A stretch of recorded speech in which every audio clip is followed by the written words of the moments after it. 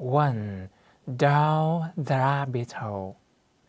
Alice was beginning to get very bored.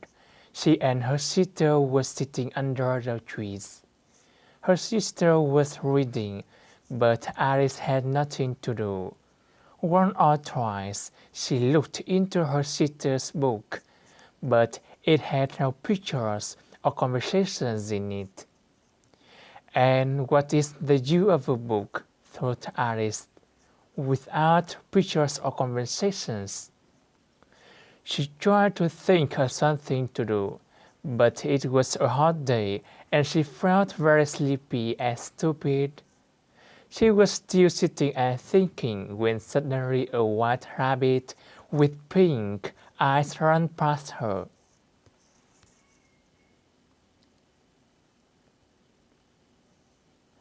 There was nothing really strange about seeing a rabbit, and Alice was not very surprised when the rabbit said, oh dear, I shall be late, perhaps."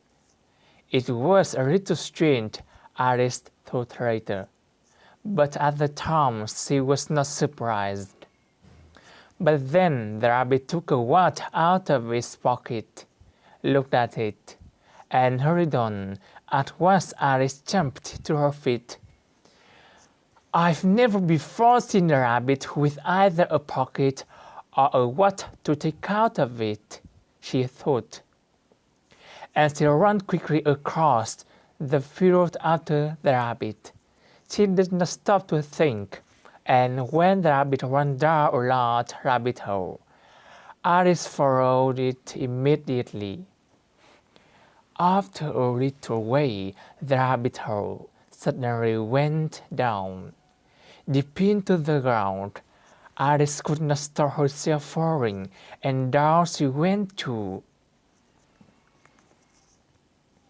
It was a very strange hole. Alice was falling very slowly, and she had time to think and to look around her. She could see nothing below her because it was so dark, but when she looked at the sides of the hole, she could see cupboards and books and pictures on the walls. She had time to take things out of a cupboard, look at them, and then put them back in a cupboard lower down.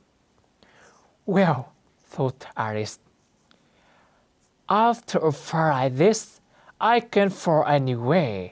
I can fall that stay at home, and I won't cry or say a word about it. Down, down, down. How far I have fallen now, Alice said aloud to herself. Perhaps I'm near the center of the earth. Let me think. That's 4,000 miles down. Alice was very good at her school lessons or could remember a lot of things like this.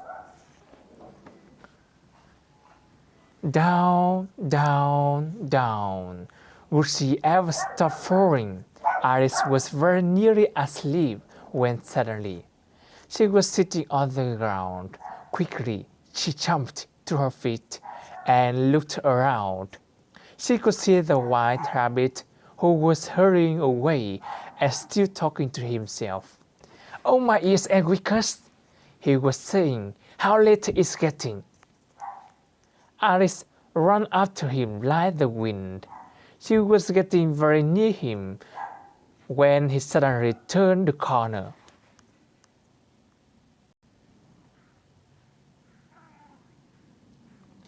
Alice ran round the corner too, and then stopped. She was now in a long room. Dark room with doors around the walls, and she could not see the white rabbit anywhere. She tried to open the doors, but they were all locked. How will I ever get out again? She thought sadly. Then she saw a little craft table with 3 legs, and on the top of it was a very small gold key. Alice quickly took the key and tried it in all the doors. But oh dear, either the lock was too big, or the key was too small, but she could not open any of the doors. Then she saw another door, a door that was only 40 centimeters high. The little gold key unlocked this door easily, but of course Alice could not get through it. She was much too big, so she lay on the floor and looked through the open door into a beautiful garden with green trees and bright flowers.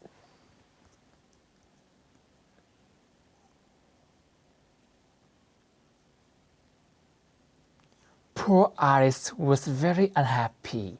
What a wonderful garden! She said to herself. I'd like to be out there, not in this dark room. Why can't I get smaller? It was already a very strange day, and Alice was beginning to think that anything was possible. After a while, she locked the door again, got up and went back to the crash table. She put the key down, and then she saw a little bottle on the table. I'm sure it wasn't here before, said Alice. Round the neck of the bottle was a piece of paper with the words, "Drawing me," in large letters. But Alice was a careful girl. It can be dangerous to drink out of strange bottles. She said, "What will it do to me?" She drank a little bit, very slowly. The taste was very nice, like chocolate and oranges and hot sweet coffee, and very soon Alice finished the bottle. "What a strange feeling," said Alice. "I think I'm getting smaller and smaller every second." And she was. A few minutes later, she was only 25 centimeters high, and now she said happily, "I can't get through the little door into that beautiful garden." She ran at once to the door. When she got there, she remembered that the little gold key was back on the crash table. She ran back to the table for it, but of course she was not much too small. There was the key high above her, on top of the table. She tried very hard to climb up the table leg, but she could not do it. At last, tired and unhappy, Alice sat down on the floor and cried. But after a while she spoke to herself angrily. "Come down," she said. "Stop crying at once. What's the use of crying?" She was a strange child, and often talked to herself like this. Soon she saw a little crash box near her on the floor. She opened it and found a very small cake with the words, "Eat me," on it. Nothing could surprise Alice now. "Well, I will eat it," she said. "If I get taller, I can toss the key on the table, and if I get smaller, I can get under the door. One way or another, I will get into the garden, so it doesn't matter what happens." She ate a bit of the cake, and then put her hand on top of her head. Which way, she asked herself, a little afraid. Nothing happened. This was not really surprising. People don't usually get taller or shorter when they eat cake, but a lot of strange things were happening to Alice today. It will be very boring," she said, "if nothing happens." So she went on eating, and very soon the cake was finished.